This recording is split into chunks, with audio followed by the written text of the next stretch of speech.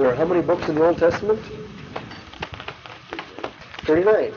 And what number is Zechariah? 38. Depends on whether you have the Apocrypha in the Old Testament or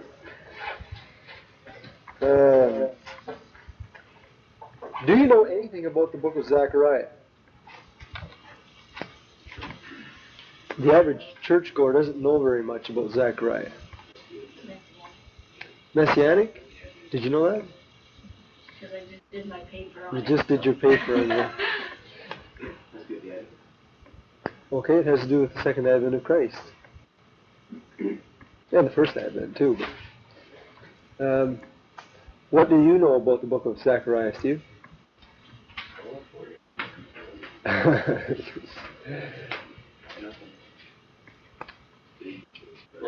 One of the most practical things that you can take out of the book of Zechariah, by the way, is something that I picked up on Sunday morning. I'd heard of it before, but I lost it, and I got it again on Sunday morning. That Zechariah 12:10 is a very important reference, because it is one of the references in the book that refers to Christ, that they shall look upon me whom they have pierced, and all the nations of the earth shall mourn. And of course, that we know from the book of Revelation, chapter 1, verse 8, that's a reference to who? Sure, the New Testament actually says that Christ is going to return. I'll read that verse in Revelation 1. Revelation 1, actually is verse 7. Behold, he, in the context referring to Jesus Christ, he comes with clouds, and every eye shall see him, and they also who pierced him, and all kindreds of the earth shall wail because of him. Even so, amen. And in the book of Zechariah, unfortunately for our Jehovah's Witnesses friends, the first 10 verses of the chapter, if you go back to the context of verse 1 and 2, and then down to about verse 5, says that Jehovah is the one that's pierced. Revelation 1:7, which is the New Testament counterpart, says Jesus was pierced. Therefore, we conclude that Jehovah is Jesus. This is one of the many references that you should have under your belt for a good discussion with a Jehovah's Witness. They don't believe that Jesus is Jehovah. This is a really good one. This is one of the many references that parallel Jehovah of the Old Testament as being one and the same person with Christ in the New. Now that's about all I knew from the book of Zechariah. Right? And that's a good thing to remember.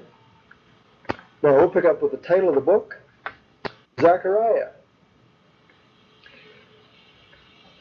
His name comes from the verb to remember. And his name actually means Jehovah remembers. Jehovah remembers.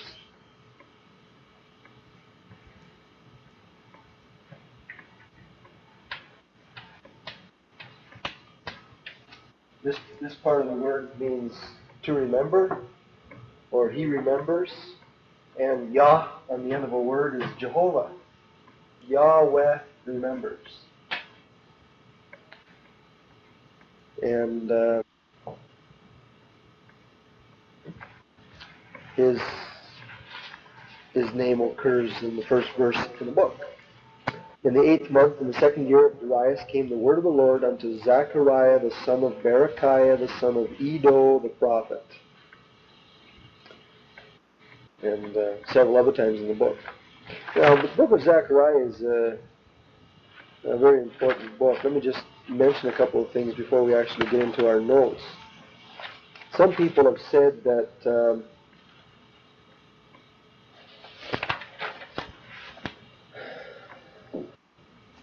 that Zechariah is the most messianic, the most truly apocalyptic and eschatological of all the writings of the Old Testament. Now, whether or not there's probably people that would disagree with that statement, that this book is the most messianic, the most truly apocalyptic, and the most eschatological, that is, having to do with the future plan and program of God, of all the writings of the Old Testament. Another writer says that, Merrill F. Unger says that this book has more to say about Christ than all of the other minor prophets combined. This book has more to say about Christ than all of the 11 other minor prophets combined. Put them all together, this book says more about Christ.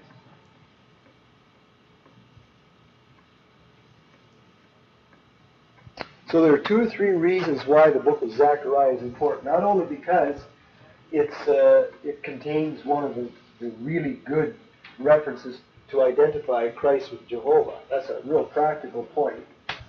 But also, it's messianic. It gives us titles for Christ. It gives us predictions about his incarnation, his first advent, and his second advent. Chapter 14 is the major one. This chapter, the book closes with the great grand finale of God's plan and program, and says that Christ is going to come back. His feet are going to land on the Mount of Olives. It's going to split the mountain, and he's going to establish his kingdom, and he's going to destroy his enemies. He's going to become the king. His dominion is going to extend from one end of the world to the other. There's going to be peace. They're all going to come to Jerusalem to worship him. It's a fantastic chapter. So the book of Zechariah has a great deal to say about Christ. Can you think of another minor prophet that does give us predictions about Christ? There aren't that many. Micah tells us where he would be born. Okay?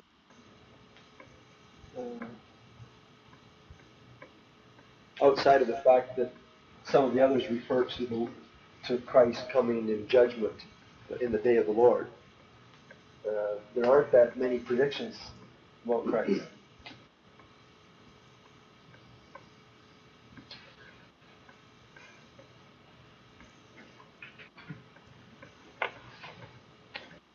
All right, well, let's go back and just work our way through our regular notes then.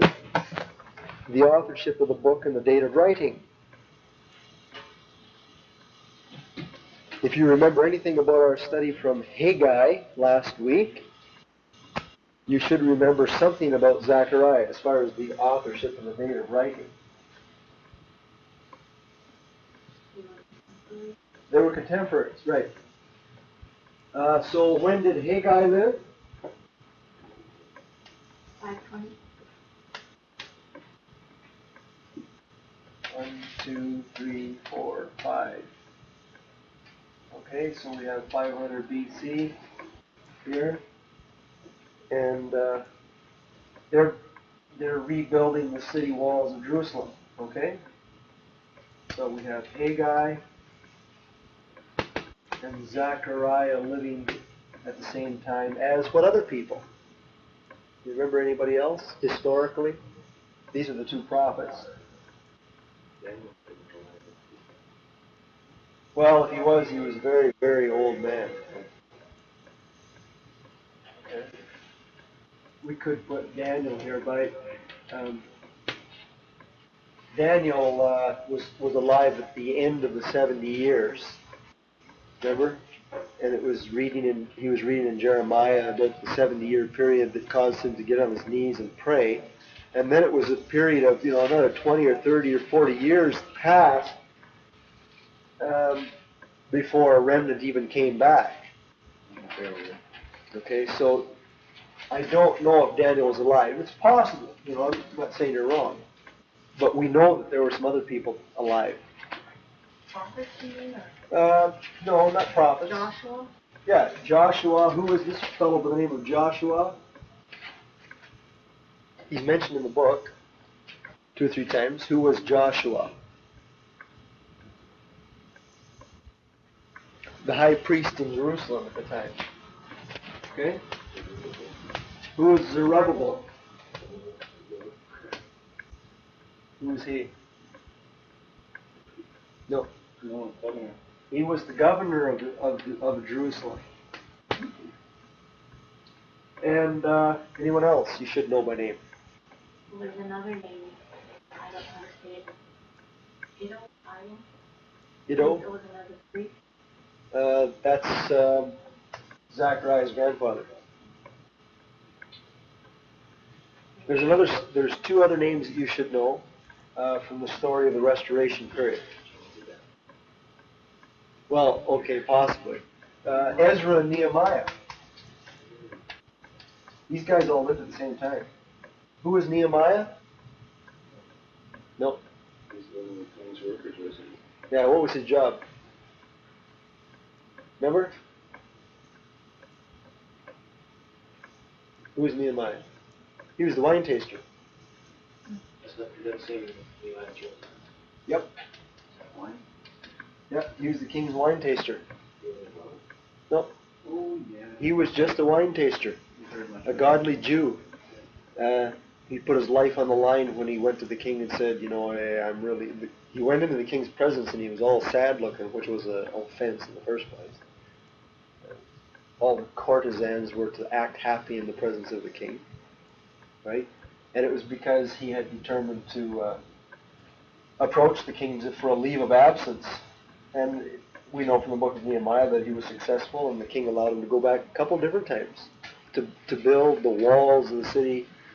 Was it the walls of the city of Jerusalem? I think so. He had a good job, didn't he? So he spiked the wine poison, he's gone. Yep, that's right. Expendable. Who was Ezra? From the book of Ezra, who was Ezra? He was a ready scribe. Now Ezra, Nehemiah, and Zerubbabel were the guys that were essentially responsible for the great revivals that took place in this post-exile period. And Haggai and Zechariah were the prophets. Now maybe let's take a couple of minutes and before we actually get into this, because it doesn't make much sense unless you see it in its historical setting. Let's go back to the book of Ezra. Ezra, Nehemiah, Esther, Job, Psalms.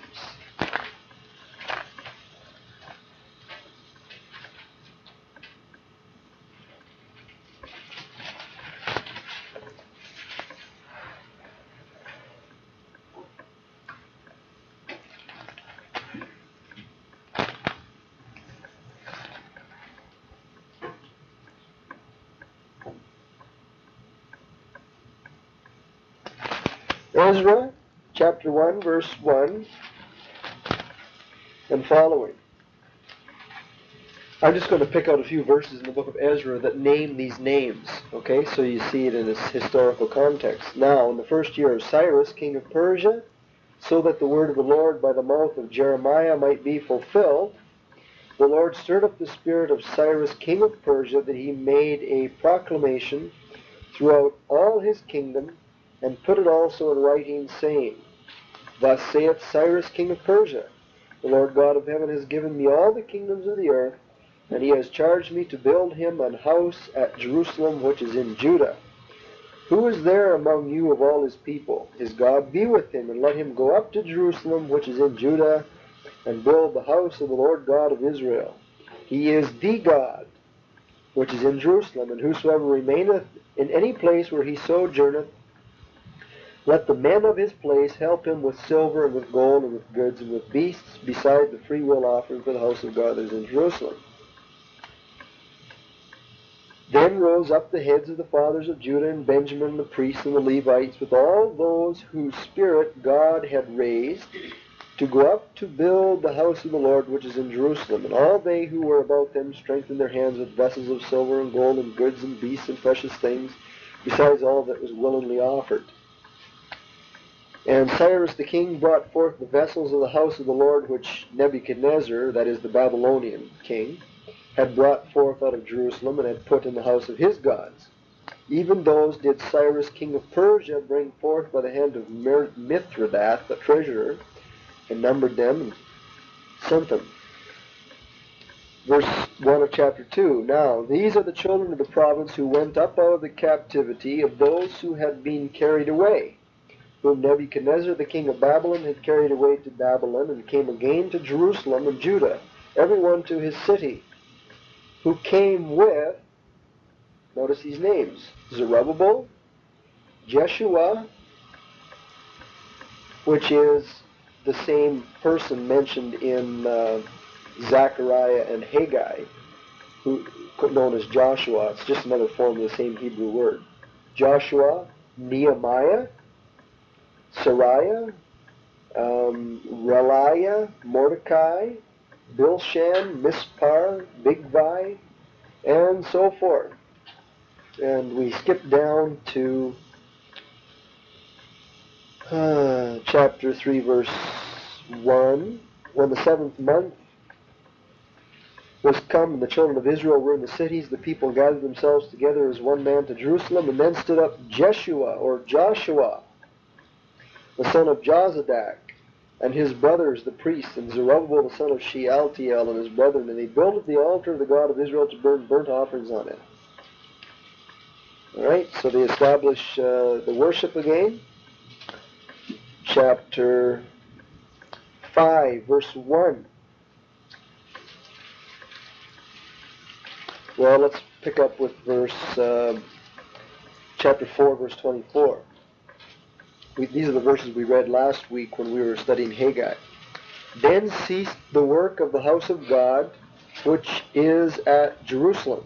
So, they had come back under Zerubbabel and Nehemiah, and they had started to build the walls, and then they were hindered by their adversaries, and about 16 years passed by, and they stopped working on the temple.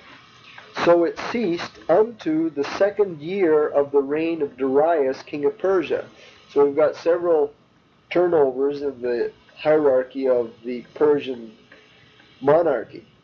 Then the prophets Haggai, the prophet, and Zachariah, the son of Iddo, prophesied unto the Jews who were in Judah and Jerusalem in the name of the God of Israel, even unto them. And then rose up Zerubbabel the son of Shealtiel and Joshua the son of Jozadak, and began to build the house of God which is at Jerusalem. And with them were the prophets of God helping them. So both of these guys, Haggai and Zechariah, helped build the temple. Alright? And I think there's another reference here to this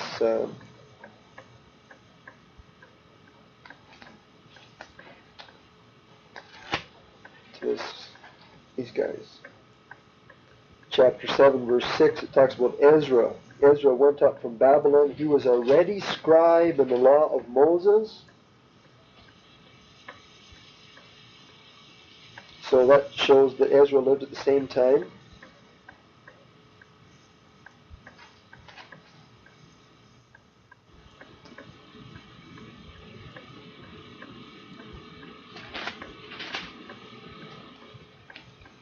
Anybody see any more references here to these fellows?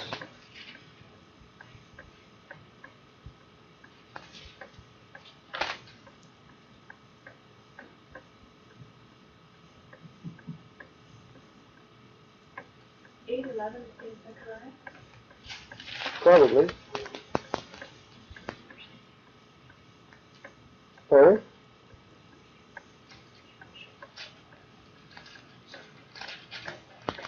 it might not be, because there are about 27 different Zacharias mentioned in the Bible. And It says the sons of Pharaoh. yeah, it looks like there's a different genealogy. Okay.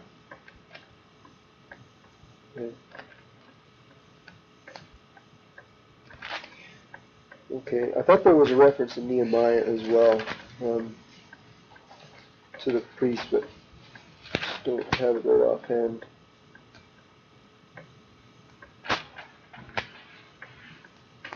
12:7. I believe it's Joshua.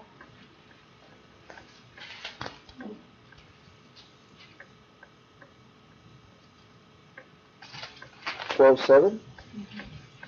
Nehemiah.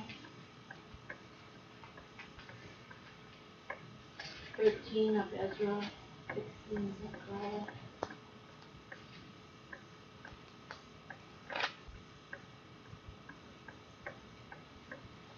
Well, okay, we won't spend any more time on it. But I just wanted you to see, generally speaking, that the history of the time of Ezra and Nehemiah fits in with the time of these two prophets that we're looking at here, Haggai and Zechariah.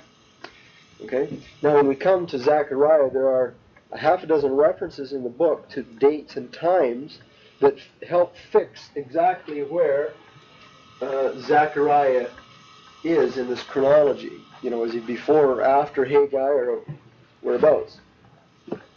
Why don't I parcel out these references to you, and we'll read them. Glenn, you read the first verse. Ron, verse 7. Steve, 1:12. Blair, chapter 7, verse 5. Brian, chapter 2, verse 4. Allison, chapter 7, verse 1. Say chapter 2. Yes. Okay, go and read those verses.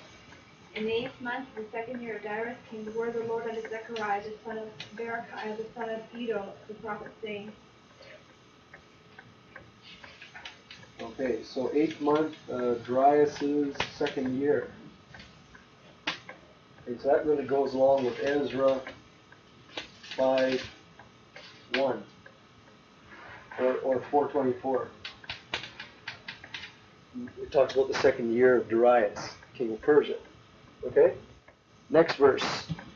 On the 24th day of the 11th month, which is the month of Shevat, in the 2nd year of Darius, came the word of the Lord unto Zechariah, the son of Berechiah, the son of Iddo, the prophet.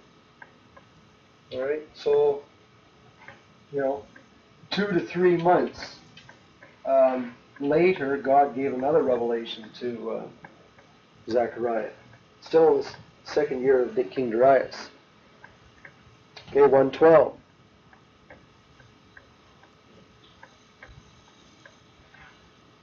The angel of the Lord answered and said, O Lord of hosts, how long will I not have mercy on Jerusalem and the cities of Judah, against which thou hast had indignation these 70 years? Okay, are they in the midst of the 70 years? Are they about to enter the 70 years, or are the 70 years over with? Past. So it's looking back on, it's after the 70 years captivity. That verse, plainly says that it refers to the 70 years that God's indignation has been passed on the people. Right? And Zechariah is talking to this angel. See? Right, so 1:1, 1:7, and 1:12. Now the next verse, chapter 7, verse 5, goes along with that because it mentions the 70 years as well. Speak unto all the people of the land, which may say, when you fasted and mourned and fifth and 7th month, even those 70 years did you at all fast unto me, even unto me. Right? Same thing.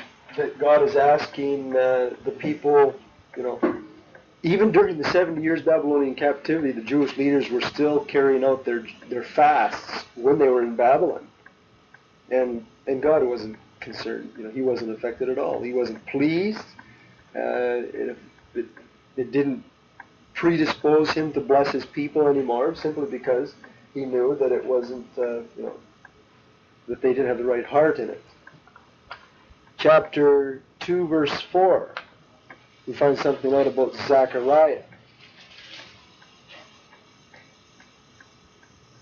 And he said unto him, Run and speak to this young man, saying, Jerusalem shall be inhabited as towns without walls, for a multitude of men and cattle therein. Yeah, I believe that this is a reference to Zechariah. that the angel is directing one of his cohorts to go and speak to this young man, referring to Zechariah. Now there's a man in the context, but I don't think it's the same man. So Zechariah is probably a young man here. All right? So it's telling us a little bit about the author. Chapter 7, verse 1. And it came to pass in the 4th year of King Goulais that the word of the Lord came unto Zechariah in the 4th day of the 9th month, even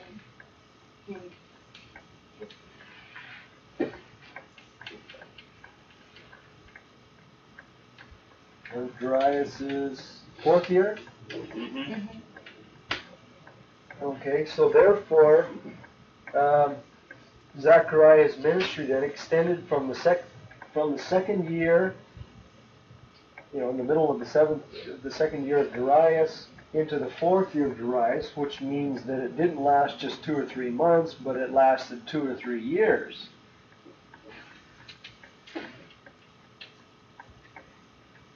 Okay? 7:1.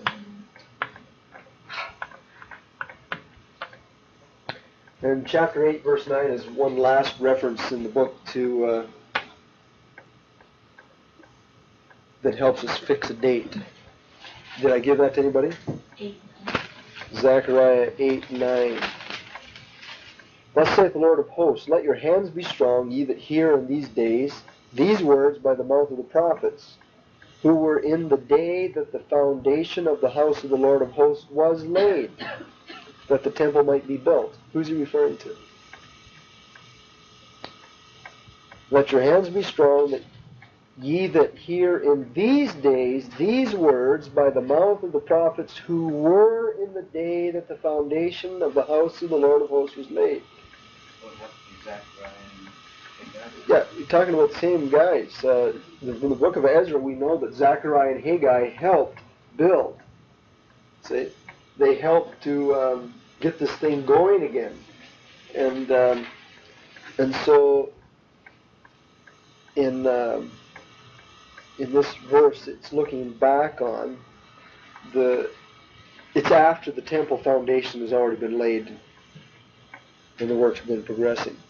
Now, with those references in the back of your or on your sheets, maybe it'll help you then to understand what these other guys say. John Phillips says that Zechariah prophesied from 520 to 489. 520 to 489 BC.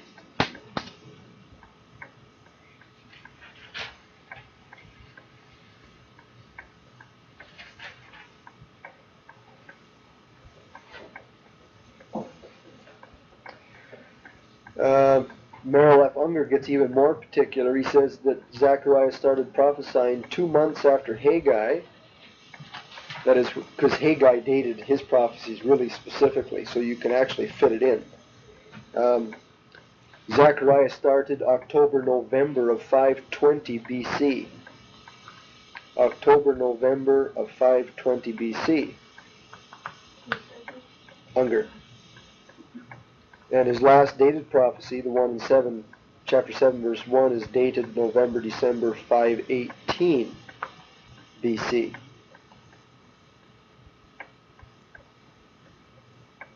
Now, how do you reconcile that? Here we've got a spread of 20 plus 11, that's 31 years according to Phillips. And here Unger is saying, hey, he prophesied maybe, 2 years? 2 years. How do you reconcile that?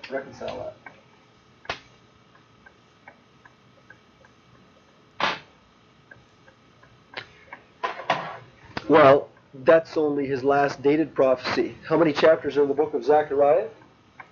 14. Yep, there are 14, and the last dated one is 7:1. They both agree that he started in 520. Right? So, 2 years approximately are covered in the prophecies in the first half of the book. Right? Now, listen carefully, because Unger says that the last chapters in the book, chapters 9 to 14, are undated and must be put later. He says probably after 480 BC. After 480 BC.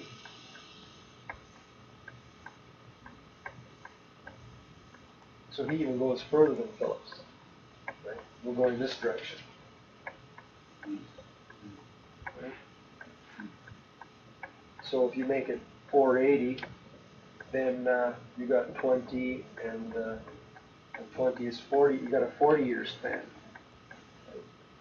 Now, the reason they do this, the reason they say it, is because there is one reference in the book to Greece. Where was that?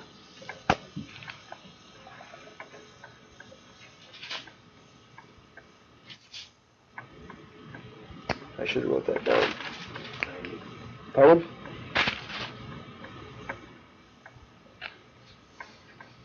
No. Somewhere there's a book to Javan, a reference to Javan in the book, or to Greece. Okay, now I don't want to get really bogged down. This is not the most important thing, but it helps to have a little bit of the historical background. Why is the book of Zechariah in the Bible? What's the purpose of it? What's the purpose of it?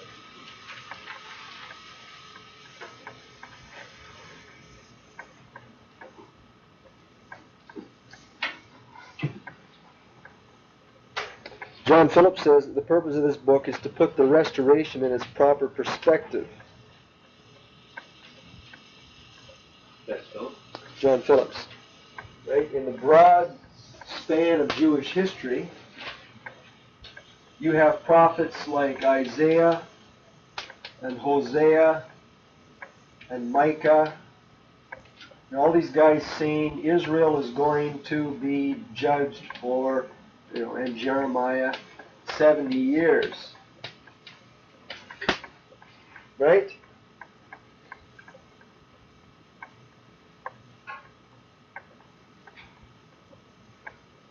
And now, here comes, at the end of the 70 years, this king lets the Jews go back into their land, so they're in the land, they've been restored.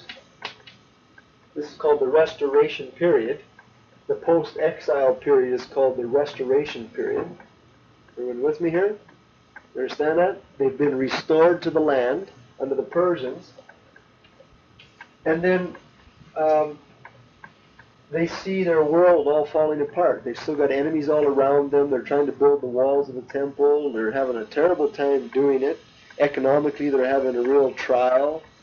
It doesn't make sense. And so Zechariah comes along and he puts their questionable circumstances in perspective. He says, remember that God said someday you're going to have an eternal kingdom, but you're also going to go into, he reminds them that they're going to be dispersed again. Because Daniel, at the end of this 70-year period, Daniel comes along and he indicated that they were going to be taken over by the Greeks. The Jews are going to be destroyed by the Greeks, and they were going to be subjugated by the Romans. Remember, Daniel had these visions of the four world empires, Cyrus, and Darius of the Persians, and then the Greeks, and then the Romans, Daniel predicted, along with all these other prophets, that their heyday wasn't yet here, that they were probably going to rebel again, and that God was going to send judgment again. The 70 years wasn't going to solve it. What was the next judgment that the Jews experienced? What was the next hard time, historically? I mean, we are brought to the end of the Old Testament with Zechariah and Malachi. Does anybody know? To the Romans? Not something happened for the Romans. The Romans certainly defeated the Jews in 70 AD. That 70 AD marks the total destruction of the Jews by the Romans. I mean, they were dispersed far and wide. Remember, Aquila and Priscilla end up in Rome. And Augustus Caesar dispersed Jews out of the city of Rome. They just sent them all over the place.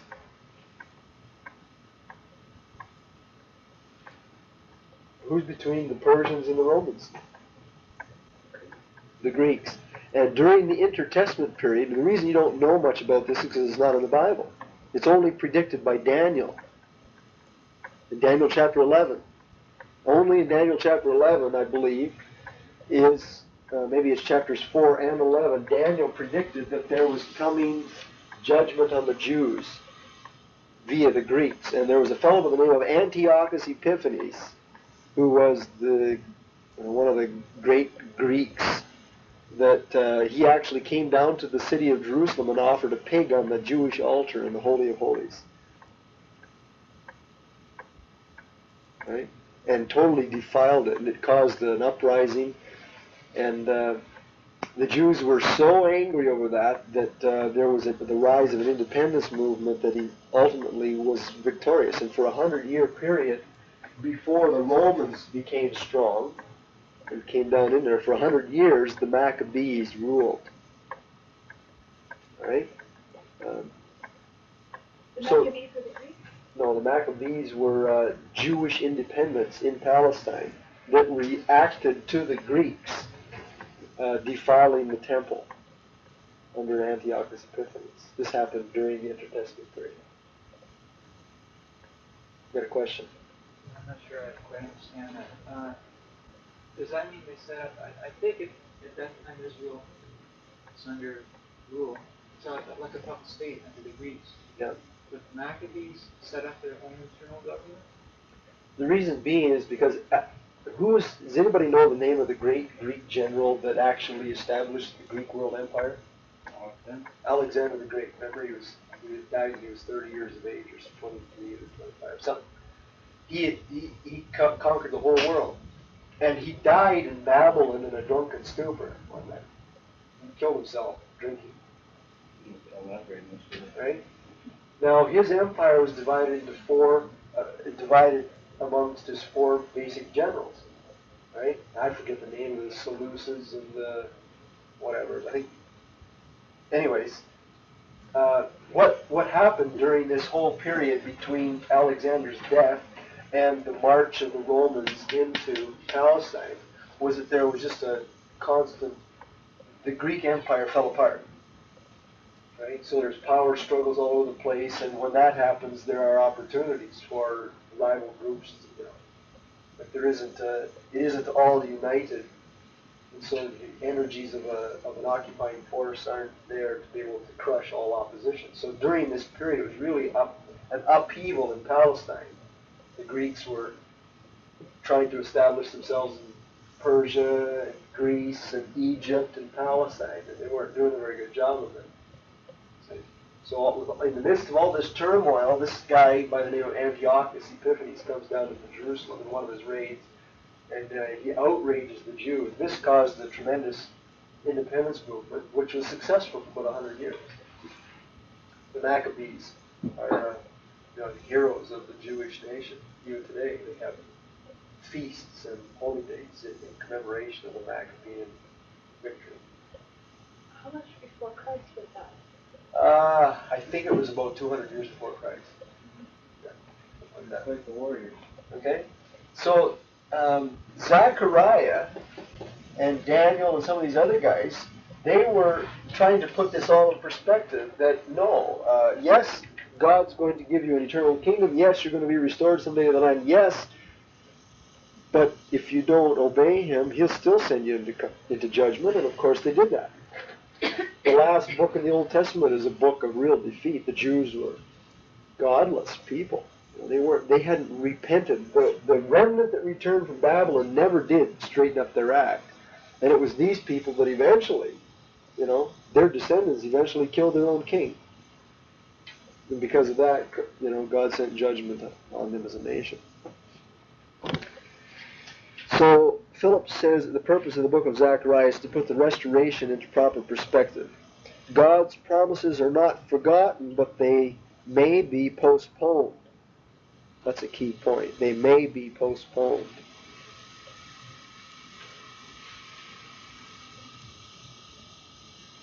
Herbert Lockyer says that the purpose of this book is that God promises that ultimately he will intervene on behalf of his people.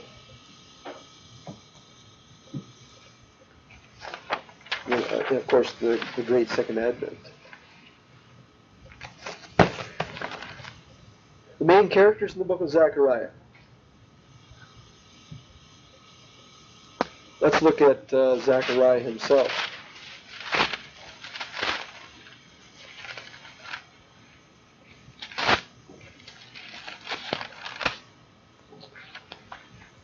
He has several titles. Herbert Lockyer calls Zechariah the prophet of the Advent. The prophet of the Advent.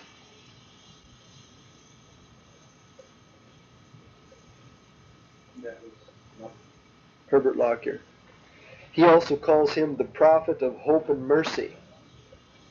The prophet of hope and mercy. Who was Haggai? Do you remember? What was the title for Haggai?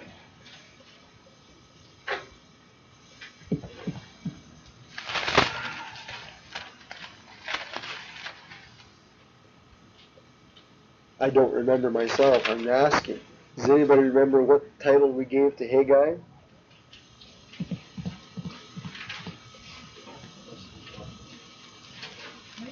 Yeah.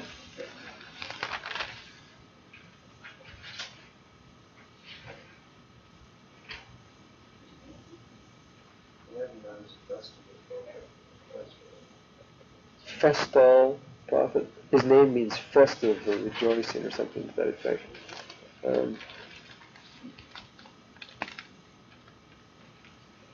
Be happy. God's on your side. That's the message of Haggai. All right. We've been given little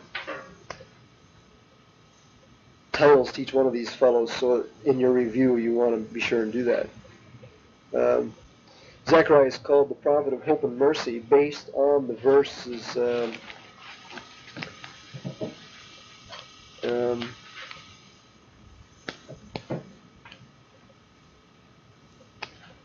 verses like chapter 1 verse 12, the Lord answered the angel that talked with me with good words and comforting words. And there is another verse that actually talks about mercy somewhere in this book.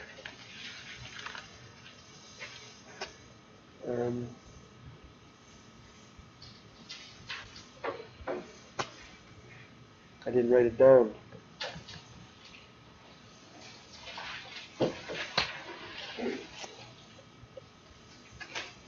Chapter 8, verse 19, Thus saith the Lord of hosts, the fast of the 4th month, and the fast of the 5th, and the fast of the 7th, and the fast of the 10th, shall be to the house of Judah joy and gladness and cheerful feasts. Therefore love the truth of peace.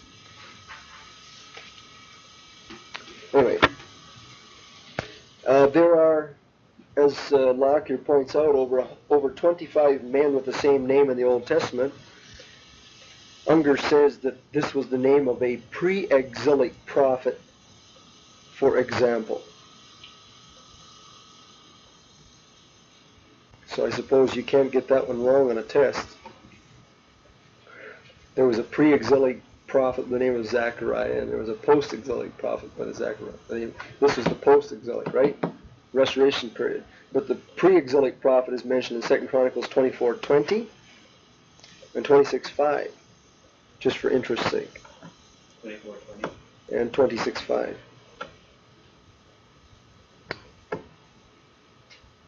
He was a priestly descendant, likely a priest himself. It says in chapter 1 that he was the son of Berechiah, the son of Iddo, the prophet. And in the book of Nehemiah, chapter 12, verse 4, I'm not sure if this is the reference you saw, Glenn, or not. Let's check that. Nehemiah 12:4.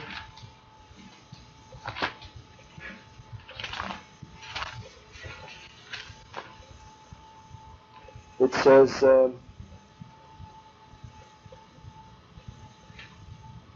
These are the priests and the Levites who went up with Zerubbabel, and it lists Sariah, Jeremiah, Ezra, Amariah, Malach, Hattush, Shechaniah, Rehum, Meremoth,